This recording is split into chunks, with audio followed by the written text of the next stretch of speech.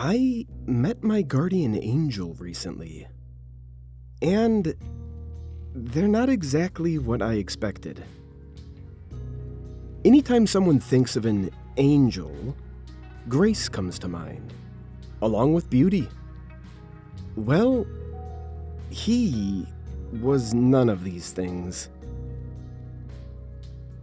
For the record, I never believed in the spiritual world, nor did I even fathom the idea that each one of us was assigned some caregiver. The mere thought always made me chuckle because throughout my life, I've had the worst luck. My friends think of me as the black sheep in the literal sense. If something bad could happen, then it would happen to me. I don't know how many times I've heard some silly statistics about 1 in 5 or 1 in 3, immediately understanding I would be that one. Hit by a car? Sure, several times. Been mugged before, almost on a weekly basis. Hell, I'm the guy that constantly finds a hair in their meals. And, for the most part, I accepted the reality of my fate. I was a person not like others. I'm even still single, because 1 in 4 men will never get married. At this point, I'm tired of hearing about ratios and statistics. It's almost like learning the future whenever a new study is announced. So, I spend most of my time at my local pub, drinking my sorrows away. Not that I really had any, but I didn't have much going on, and understanding that 1 in 10 men will develop liver disease, I figured why not enjoy my liver while I still have it. This is when I met Roger. He was sitting at the bar, with his head hunched down into his arms. He appeared to be sleeping, as the perspiring mug of beer stood tall next to him. I've seen him before. He was usually drunk whenever I would arrive to the pub. And, for the most part, there was nothing special about him. That is to say, I really never noticed him. Occasionally, I would see him lift his head, reaching for his mug as he would swiftly chug down whatever remaining remnants of beer was left, and then signal to the bartender for another, only to retreat his face back into the comfort of his folded arms. This particular day, the bar was a bit more crowded than normal. Apparently, there was some game on. I didn't really care for sports, so I had no desire to sit close to the big screen. Because of this, the one spot I found at the bar was next to Roger. As usual, his face was wedged into his folded arms. He seemed to be passed out.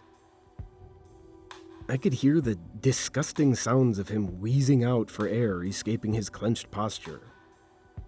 I signaled to the barkeep for my usual, and before I could even sit down, a stench emanating from Roger hit me like a bag of bricks. It was awful. It smelled as if he hadn't showered in a week. To make matters worse, the sea of people that inundated the small space kept shoving me closer to the drunken man.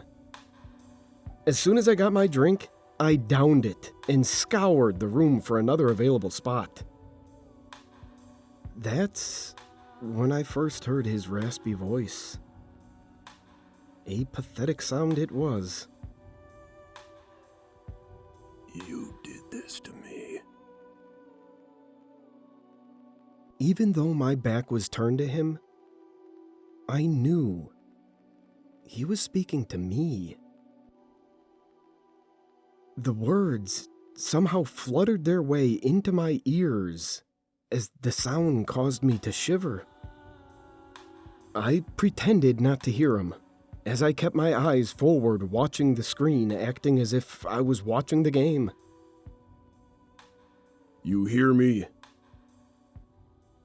I closed my eyes, annoyed, realizing it was time to leave. I didn't know what his problem was, and I had no desire in finding out. As I began to walk away, a cold hand grabbed me by the shoulder, stopping me in my tracks. I could see Roger's long fingers practically attach themselves to my shirt like some nightmarish spider. And that's when I finally decided to turn around. Now facing him, I could see how malnourished he seemed to be.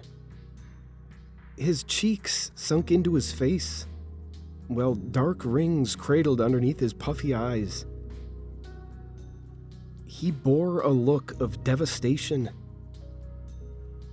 But worse, he seemed to be angry. After everything I've done for you, you don't even have the courtesy to answer me? I should have let you die a long time ago. I aggressively shoved his hand off of me, feeling more confident seeing how thin the man was. Though, his grip left a tingling sensation on my shoulder. What do you mean, old man? I saw his frown sink further down his face as bits of amber seemed to appear in his eyes. My once courageous attitude dissipated into the noise that engulfed us, and I gulped. I know you know who I am. I narrowed my eyes, trying to see through the withered face, imagining how the younger version of this drunk man would look. And to my astonishment, he did seem oddly familiar. Yeah, I remember you. I was a kid, doing the things us kids did. I was running home from school, happy that it was Friday, and I ran into the middle of the street without looking, and I paused. I could see a slight grin grow on the old man's face. You're the douchebag that hit me with their car! I could feel my fist clenched tightly as an urge of violence washed over me, ready to strike the man that started my bad luck. Since that accident, my life was never right. As I opened my mouth ready to thrash the drunken man with another verbal assault, he interjected. If I didn't hit you with my car, you would have been kidnapped that day. The strange van that you occasionally saw roaming around the school building, well, they were going to stop a block away. Sit there with malice, waiting for the perfect victim to walk by. And if you ever looked in the mirror, then you know that pitiful mask you call a face was the perfect victim. So you're welcome. I didn't know what the hell he was talking about. What van? Did I remember a van? No, there wasn't one. Though I did remember having 2 broken arms and a concussion. I missed almost an entire school year because of this idiot. Listen, old man, I don't know what you're talking about, but because of you, my arms didn't grow the way they were supposed to. I got held back a grade because of you. I should kick your ass. I angrily yelled as I approached closer, standing over him as he sat on the bar stool. That's when Roger stood to his feet. This must have been the first time I've seen him not crouched over the bar, passed out. And that's when I realized how tall he was. He had to be almost 7 feet tall. Remember that time you fell off your bike and chipped your tooth? That was me as well. You're welcome. When I chipped my tooth? You mean when I flung off my bike face first, busting my mouth? I lost several teeth that day. And what do you mean it was you? My bike hit some stupid rock. Roger's grin only grew more hideous. If you didn't lose your tooth that day... Teeth. Yeah, teeth. Then you would have eaten some bad meat at school. And let's just say your sad gut wasn't made to withstand any food poisoning. My annoyance was now reaching the threshold of no return. Understanding that this man knew way too much about me. Maybe he was some scam artist. I held my tongue as I came to the epiphany that he seemed to be getting off from my anger. So, instead of yelling, I calmly asked him to explain his point to this foolish conversation. Okay, so what are you getting at? What do you mean, it was you? I was assigned to you.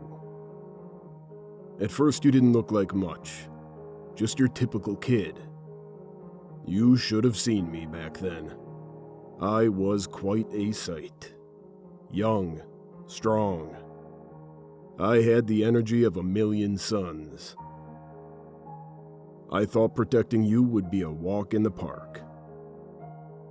It wasn't until I saw the thing following you that I realized I was in for a wild ride. Initially, I thought the creature would get tired, leave you be. But, boy, was I wrong. Even after I confronted it, the thing started at me as if I were a mere fly waiting to be swatted. I have to say, I've never met a being that made me feel so inadequate. But I had no other choice. I had to protect you the only way I could. And sometimes my methods might have led to you being harmed. Just know, if I didn't do what I did, then that thing would have killed you 10 times over. Honestly, I don't know what it wants with you. You have something it finds desirable. Either way, it needs you dead. Roger told me without a blink. His eye contact did not break once through his monologue. I didn't know what to say, nor what to think. I mean, what does someone say to that? So I stood there, motionless, processing everything he told me. I wanted to tell him that he was crazy, to lay off the booze. But, unfortunately, my heart manifested the reality that he was telling the truth. Funny enough, when it comes to the internal battles one has, it's always the heart fighting against the mind. One approaches situations with emotion, while the other wants everything explained with logic. So as this war carried on inside of me, Roger put his thin, malnourished hand back onto my shoulder, snapping me out of my daze of confusion. It's here now. Over there in the corner. It hasn't stopped staring at you since you came in. Take a look. I slowly turned my head towards the direction that Roger had indicated to.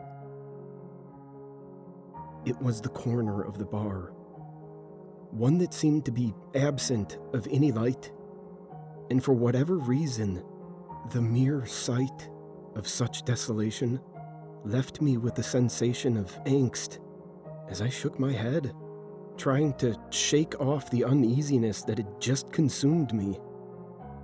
I turned back to Roger, and he was still staring at the corner of the bar. A vicious snarl formed on his defeated face. No. You're messing with me. You don't know what you're talking about. There's nothing in the corner. This wasn't real. There was no such thing as angels or demons. People were always their own worst enemies, and maybe this tired, drunken man was battling his own personal devils, while using me somehow in his demented atonement. He then placed both of his hands on my shoulders, gravitating my gaze towards his. I felt trapped. Like his grip disabled any possible movement. And all I could do is stare up at him. There is only one way. One last resort. Because my boss knows how much I've tried. Just look at me. I've withered away in a matter of decades. I know I don't have another one in me. Listen, boy. That thing will eventually get you if I don't regain my strength. So there's only one last thing we can do. And that is... He hesitated for a moment, and an expression of sadness inundated his beaten face. You have to let me inside of you. My face dropped with disgust. What the hell was he talking about? What the hell, man? I shouted back as I shoved his arms off of me, taking a step back. I knew this guy was some kind of perv, and this was the final straw. Now, I've never been a violent person, even though I threatened the man earlier. I knew I didn't pack any power in my punches. So, I did what I always did in threatening situations. I left. I stormed out of the bar, slithering between the sea of people as Roger continued shouting out to me incoherently. As I passed by the dark corner of the bar on my way out, a slight quiver erupted up my back. I didn't even look in that direction, but this weird sensation of being watched triggered my sixth sense. As I walked out into the midnight air, Roger's voice only continued, and I turned around to realize the strange man was following me. I didn't know what I was going to do. Was I really going to hurt this old man? I guess I would if I needed to. But I just kept walking, only glancing behind every so often. He kept yelling the same thing over and over. I don't have much time. You have to let me inside of you. I could feel my rage intensifying as I clenched my fist tightly. And before I turned around, Roger stopped his rant, mid-sentence. I don't have much time. You have to... The sudden silence startled me, and I quickly turned my head. To my surprise, the old man was gone. Roger? I then looked down at the dismal street. All I saw were Roger's tattered clothes on the floor. He had vanished. My heart throbbed with vigorous intent as I tried to come up with a reasonable explanation. As I stood there in the dark, infested street, the nighttime lights protruded their vaguely dimmed glow.